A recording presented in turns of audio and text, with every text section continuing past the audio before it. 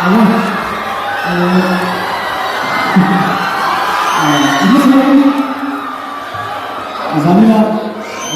tiên nhất chúng ta sẽ bao giờ rất nhiều người sẽ có bảo vệ người ta. Bây giờ phải nó sẽ chỉ là một chỗ luôn cái vô sự của nó. Sẽ có một chỗ. Đấy, anh hiểu rồi. Rất là nhiều các giải mà các sự rất đồ số. Các giải mà các sự biến diễn trên các phương tiện về trên. Rồi luôn là mình thì thế này. Số người là sáng rồi.